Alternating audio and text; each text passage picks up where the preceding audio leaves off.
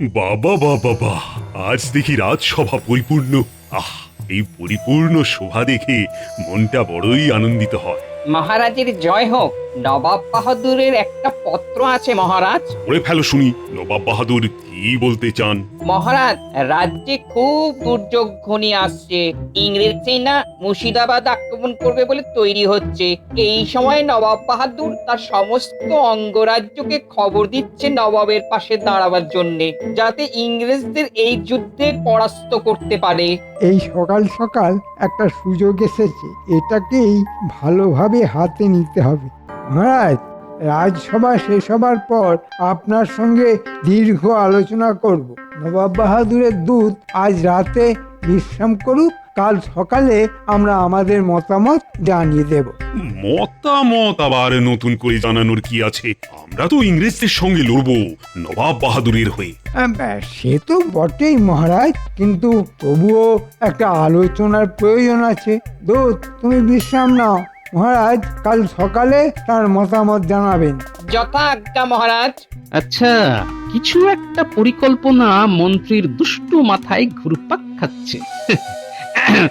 মহারাজ, একটা প্রশ্ন মন্ত্রী মশাইকে করতে চাই, যদি আপনি অনুমতি দেন মহারাজ। তুমি আবার প্রশ্ন করবে? আচ্ছা বেশ, কর কর কর। মন্ত্রী মশাই, মহারাজ তো তার মতামত জানিয়ে দিলেন এবং যথার্থই বলছেন।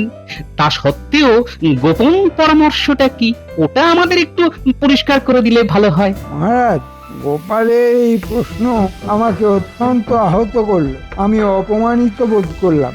একটা বাড়ির কাছে আমাকে কৈফিয়ত দিতে হবে? হ্যাঁ, গোপাল, তোমার এই কাজের জন্য তোমাকে আমি আজকের জন্য বহিষ্কার করলাম। মন্ত্রী মশাইকে অপমান করে তুমি কিন্তু ভালো করোনি, এটাই তোমার উপযুক্ত শাস্তি।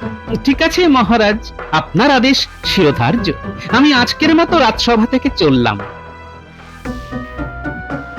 আপদটা গেল। কি গো, এত তাড়াতাড়ি রাজসভা থেকে ফিরে এলে? আজ মহারাজ ভালোবেসে একটু তাড়াতাড়ি ছুটি করে দিলেন গিন্নি। ভালোবেসে ছুটি? কি কেন গো? ওই মন্ত্রী মশাইকে একটু রাজসভা সম্পর্কিত কথা জিজ্ঞাসা করেছিলাম বলে। কি যে ঘুরিয়ে পেঁচিয়ে কথা বলছো, আমি তো কিছুই বুঝতে পারছি না। একদিন ছুটি পেয়েছি, ঘরের চালটা একটুখানি ভালো করে ছড়িয়ে নি। কাল থেকে তো আবার সকালে নাকে মুখে গুঁজে যাব। তবে একটা কথা তোমাকে বলে রাখি গিন্নি, মহারাজ যদি মন্ত্রীর প্ররোচনায় আমার সঙ্গে এইভাবে ব্যবহার করেন, তাহলে আমি চিরকালের মতো কৃষ্ণনগর থেকে বিদায় নেব, এই বলে দিলাম। ও মা গো, কি অলক্ষণে কথা গো! মহারাজের ওখান থেকে চলে গেলে খাবে কি? গিন্নি, একটা কথা মনে রেখো, যে খায় চিনি তারে যোগান চিন্তামণি। মহারাজ, আমি বলি কি, নবাব বাহাদুরের সাথে সামনাসামনি বসে কথা বলাটা খুব দরকার। তাই কাল দুধকে নিয়ে নবাব বাহাদুরের কাছে আপনার বার্তা পৌঁছে দিতে আমি যাব আপনার প্রতিনিধি হয়ে। বাহ বাহ বাহ, এটা তো বেশ ভালো কথা বলেছ। আমার প্রতিনিধি হয়ে কথা বলার তো দরকার আছে। মহারাজ, এটা গোপন পরামর্শ। এটা কি খোলা রাজসভায় সবার সঙ্গে করা উচিত? একদম ঠিক করেছো, মন্ত্রীর মতো কাজ করেছো। তুমি এক্ষুনি খাজাঞ্চির কাছে পথ খরচা হিসেবে কিছু নিয়ে নাও, আর কাল সকালে তুমি মুর্শিদাবাদের উদ্দেশ্যে রওনা হয়ে যাও। আপনার আদেশ শিরোধার্য মহারাজ, আমি আসি।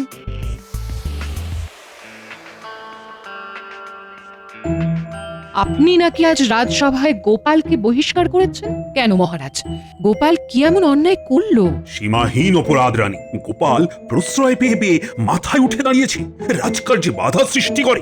আপনি গোপালকে যাই করুন না কেন, গোপাল কিন্তু এই কৃষ্ণনগরের একটা সম্পদ। সেটা আপনি আজকে না বুঝেন, ভবিষ্যতে বুঝবেন। আর এই যে মন্ত্রী, যার প্রতি আপনার এই অগাধ বিশ্বাস, সেটা খুব তাড়াতাড়ি চলে যাবে, এটাও আমি আপনাকে বলে দিলাম।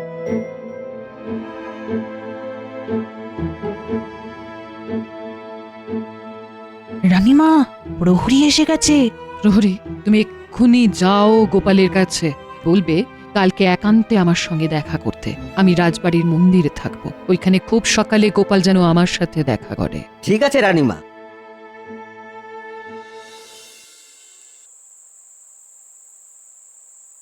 রানীমা তোমায় কত বিশ্বাস করে না? রানীমা তো এই কৃষ্ণনগরের মা গিন্নি।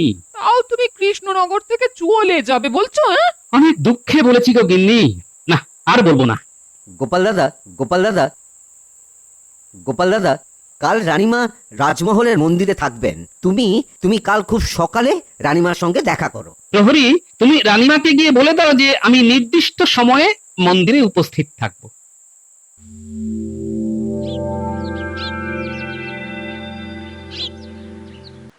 রানীমা, গোপাল দাদা দাঁড়িয়ে আছে। গোপাল এখানে এসো, তোমাকে যেটা বলার জন্য ডেকেছি সংক্ষেপে সেটা বলে দিই। বলুন রানীমা। আমি একটা খারাপ দিক দেখতে পাচ্ছি। মন্ত্রী আজ সকালে মুর্শিদাবাদ গেছে নবাব বাহাদুরের কাছে। জানি না মন্ত্রী মশাইয়ের কি মনের ইচ্ছে। মহারাজ তোমাকে যাই বলুক, কৃষ্ণনগর তোমাকে চায়। তুমি বহুবার কৃষ্ণনগরকে বিপদ থেকে উদ্ধার করেছো, এই বিপদেও তুমি থাকবে। মন্ত্রী পুরুষের কার্যকলাপের উপর আমার ভরসা নেই। আমি তোমাকে অনুরোধ করছি গোপাল। ছি রানীমা, আমাকে আমাকে পাপের ভাগই করবেন না আপনি রানীমা। আপনি আপনি আমায় আদেশ করবেন, অনুরোধ করবেন না। মা, মা, আপনার আদেশ শিরোধার্য রানীমা। আমি মহারাজকে ছেড়ে কোথাও যাব না রানীমা। এতক্ষণে আমার মন্ত্রী মুর্শিদাবাদ পৌঁছে গেছে বলেই মনে হয়। কি বলো বৈজ্ঞানিক? হ্যাঁ মহারাজ, সময় বিচার করে এইটুকু বলাই যায় যে এই মন্ত্রীমশাই এখন নবাব বাহাদুরের দরবারে উপস্থিত। হ্যাঁ। কি মন্ত্রী, রাজা কৃষ্ণচন্দ্র কি বলছে? নবাব বাহাদুর, মহারাজের মতিগতি ঠিক ভালো বুঝছি না। সে কি? হ্যাঁ উজির মশাই, সেটাই তো বিপদে। মহারাজ ভয় পাচ্ছেন। মহারাজ ইংরেজদের চটাতে চাইছেন না। বটে, কৃষ্ণচন্দ্র এত দিমাগ, নবাবের আজ্ঞা পালন করে না। আপনি কিছু ভাববেন না নবাব বাহাদুর। আরে আমি তো আছি, আমার ওপর ভরসা রাখুন। আমি বেঁচে থাকতে ইংরেজরা মুর্শিদাবাদ এবং কৃষ্ণনগরের কোনো ক্ষতি করতে পারবে না। গোপাল কি ভাবছে? গোপালের কি মত? গোপালই যত নষ্টের গোড়া নবাব বাহাদুর। গোপাল মহারাজের কানে মন্ত্র দিচ্ছে, আর মহারাজ গোপালের কথায় নাচছেন। আমার কোনো কথাই শুনছেন না। আচ্ছা, গোপালের এত উন্নতি হয়েছে, এই বিপদ থেকে উদ্ধার করতে দাও। তারপর দেখছি কত ধানি কত চাল। নবাব বাহাদুর, আমার একটা আর্জি আছে আপনার কাছে।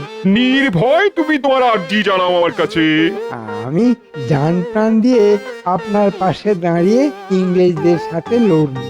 বিনিময়ে শুধু কৃষ্ণনগরের মহারাজা আমাকে বানিয়ে দিন। তুমি আমার জন্য এতটা করবে, আর আমি তোমাকে এইটুকু দান করতে পারবো না? কথা দিলাম, ইংরেজদের হারিয়ে দিয়েই আমি মহারাজকে গদিচ্যুত করব, আর তোমাকে সেই সিংহাসনে বসাবো। জয় জয় নবাব বাহাদুরের জয়। একটা বাধা টপকালাম। এবার ইংরেজ সাহেবের কাছে গিয়ে ইংরেজ সাহেবের ভরসা পেতে হবে। আমি এখন চলি, অনেক কাজ পড়ে আছে তো। মন্ত্রী মশাই যে কি ঘন্ট পাকাতে গেছেন আমি বুঝতে পারছি। এখন এইটা মেরামত করতে হবে। দরকার পড়লে আমি চলে যাব মুর্শিদাবাদ, জানতে হবে মহারাজ সম্পর্কে কি কথা বলেছে।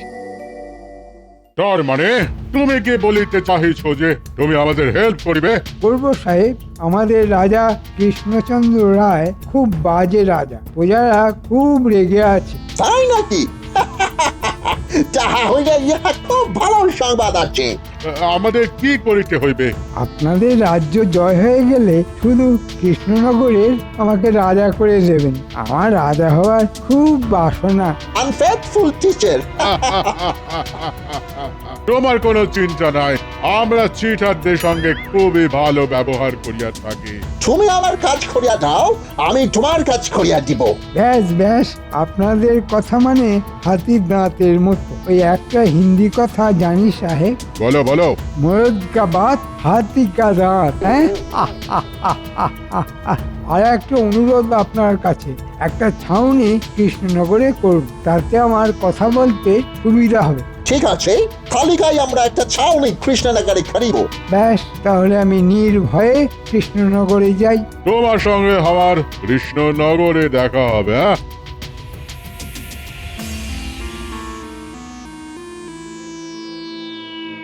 গোপাল, তোমার উপরে আমার অগাধ বিশ্বাস। আমি কয়েকদিন ধরেই দেখছি তোমার সঙ্গে মহারাজ, মন্ত্রীমশাই এবং আরো বাকি সভাসদরা খুব খারাপ ব্যবহার করছে। ছাড়ুন তো সব, আমার চিন্তা অন্য জায়গায়, বুঝেন? মন্ত্রীমশাই কতটা খারাপ কথা মহারাজ সম্পর্কে বলেছেন সেটাই আন্দাজ করতে পারছি না, ওটা জানতে হবে। কিভাবে জানবে? কাল মন্ত্রীমশাই রাজসভায় এলে আমি মুর্শিদাবাদ যাব, ঘাটা জায়গাটা মেরামত করতে হবে তো। তোমার সাহায্য লাগবে বৈজ্ঞানিক? গোপাল, আমি কৃষ্ণনগর, মহারাজ এবং তোমার জন্য সব সময় তৈরি থাকি। আমি জানি বৈজ্ঞানিক।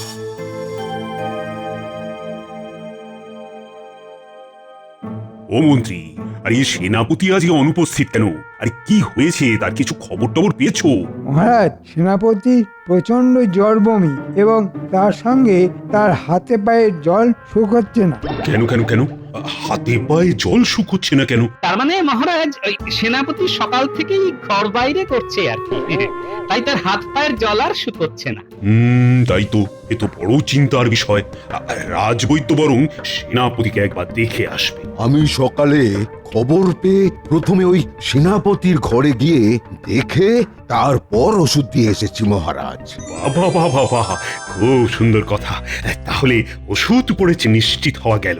কেমন দেখলে? খুব দুর্বল মহারাজ, তবে তবে বিশ্রাম নিলে ঠিক হয়ে যাবে। বেশ বেশ বেশ। তা মন্ত্রী, এবার কথায় আসি। মুর্শিদাবাদে সব কুশল মঙ্গল আছে তো?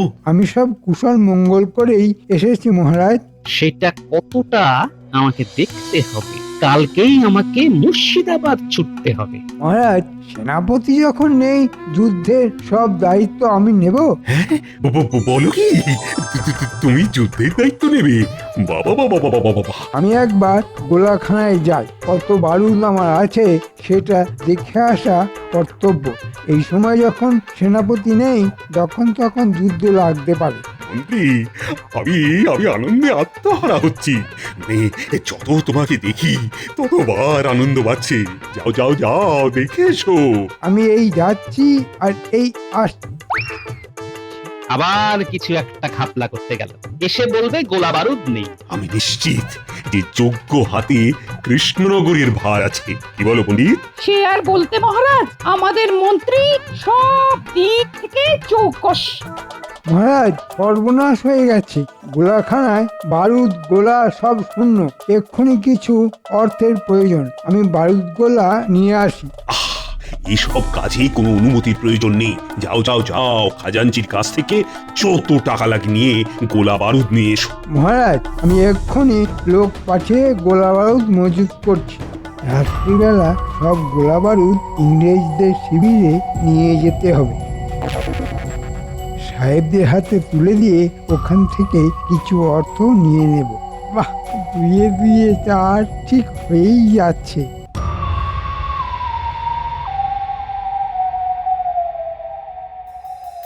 বিজ্ঞানী, লঙ্কা এবং গোলমরিচ দিয়ে কি গোলা বানানো যায়?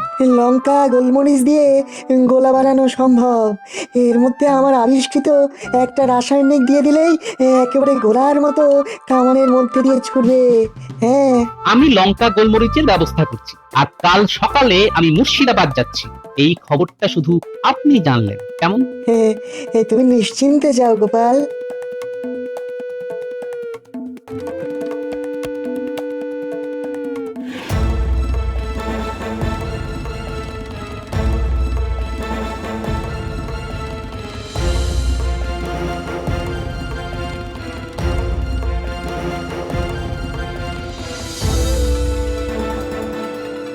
পুটি, এই পুটি, এই বাড়ি আছিস নাকি? হ্যাঁ, বাড়ি আছি। ভেতরে এসো গোপাল দাদু। কিছু খবর আছে গো গোপাল দাদু। হ্যাঁ শোন, তোদের সবার সঙ্গে আমার দরকার আছে। প্রথমে কাল থেকে চুপিসারে শুকনো লঙ্কার গোলমরিচ গুঁড়ো করতে হবে, বুঝলি? শুকনো লঙ্কা আর গোলমরিচ? হ্যাঁ, আর পুটি, তুই তোর সব বন্ধুদের বলে দিবি তারা যেন সবাই শুকনো লঙ্কা আর গোলমরিচ গুঁড়ো করতে শুরু করে দেয়। আমার অনেক লঙ্কা গুঁড়ো আর গোলমরিচ গুঁড়ো লাগবে, সব পরে বলবো। তোদের কাজ মন্ত্রীকে চোখে চোখে রাখা, বুঝতে পারলি? বুঝতে পেরেছি গোপাল দাদু, তুমি নিশ্চিন্তে থাকো।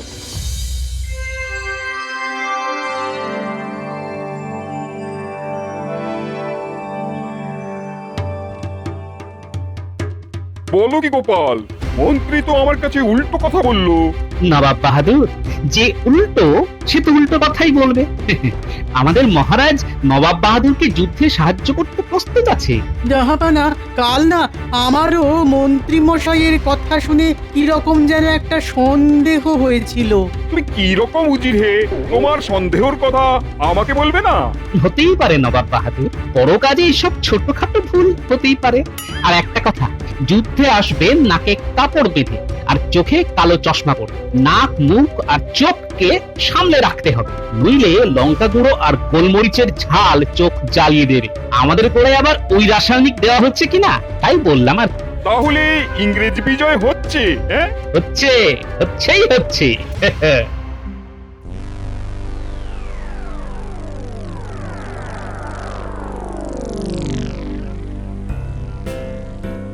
আমি একটা উপহার নিয়ে এসেছি সাহেব। তুমি আমাদের উপহার দিতে আসিয়াছ, কি উপহার দিবে? রাজবাড়ির ভেতর থেকে গোলা বারুদ নিয়ে এসেছি আপনার হাতে তুলে দেব বলে। বাহ বাহ বাহ, তুমি বড় ভালো মানুষ আছে, তুমি আমাদের বন্ধু আছে। আমি আমার কথা রেখেছি সাহেব, আপনারাও আপনাদের কথা রাখবেন তো? নিশ্চয়ই নিশ্চয়ই, আমরা চিটারদের খুব খুব ভালো উপহার দিয়ে থাকি। খুব ভালো। কবে আক্রমণ করছেন? আমরাও আক্রমণ করিব কাল বাদ পরশু। মন্ত্রীমশাই সাহেবের ছাউনিতে গেছে, গোপাল দাদু এলেই বলতে হবে। মন্ত্রী মশাই, একটা পদের ধাই লুকিয়ে থাক, মন্ত্রী কোথায় কোথায় যায় আমাদের দেখতে হবে। ওই মন্ত্রী মশাই আসছে, লুকিয়ে পড়।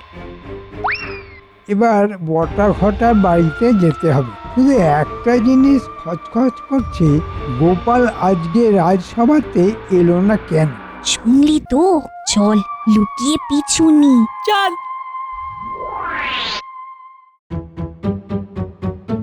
মহারাজ, গোপালকে জিজ্ঞাসা করুন কাল গোপাল কাউকে কিছু না বলে কামাই করেছে কেন।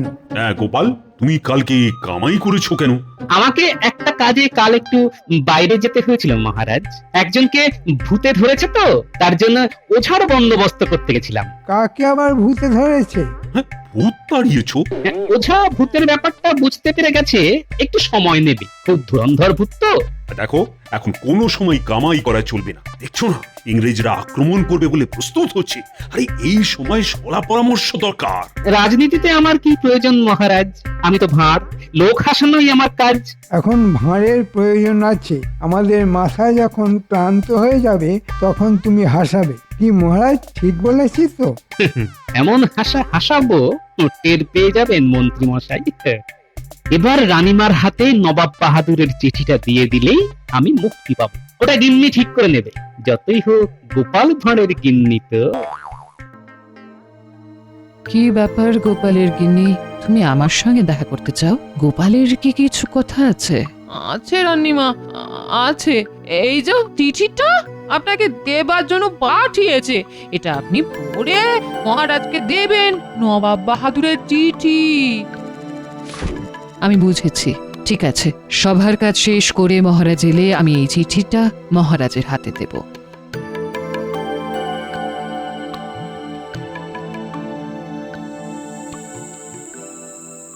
ব্যাস, আমার বানর সেনার দল লঙ্কা গুঁড়ো আর গোলমরিচ গুঁড়ো দিয়ে গেছে। হ্যাঁ, আমার গোলাও প্রস্তুত, একটা গোলাই যথেষ্ট। ব্যাস, আমরা নিশ্চিন্ত। নবাব বাহাদুরের চিঠিটা পড়লেন? পড়লাম। আমি তো ভাবতেই পারছি না রানী, আমার মন্ত্রী এতটা বদমাশ। গোপালের তুলনা নেই। মহারাজ এতক্ষণে জেনে গেছেন আশা করি। অসৎ মানুষ জিততে পারে না।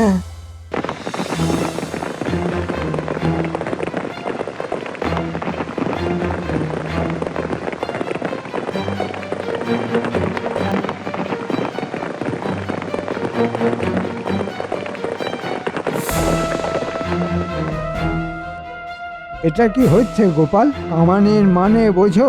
হ্যাঁ, কামান। মান ছাড়া কামান হয়? গোপাল, সব কামান ঠিকঠাক বসেছে তো? গোপালকে দিয়ে কামানের কি কাজ হবে মহারাজ? গোপাল কামানের কাছে দাঁড়িয়ে থাকবে, তুমি খোলা মাঠে তরোয়াল হাতে লড়বে।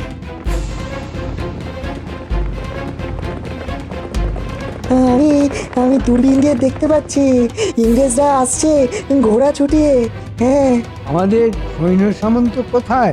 আমি আর বিজ্ঞানী হলাম সৈন্য, আর কামানগুলো হলো সামন্ত, আর আপনি হলেন সেনাপতি। নিন মহারাজ, মুখে কাপড় আর চোখে চশমা পরে নিন। চালাও কামান, গুম!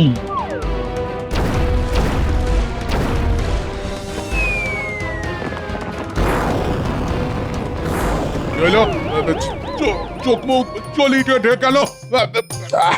Oh my God! কি হইতেছে? It's burning! চোখ মুখ জ্বলছে, যুদ্ধে কাজ নেই।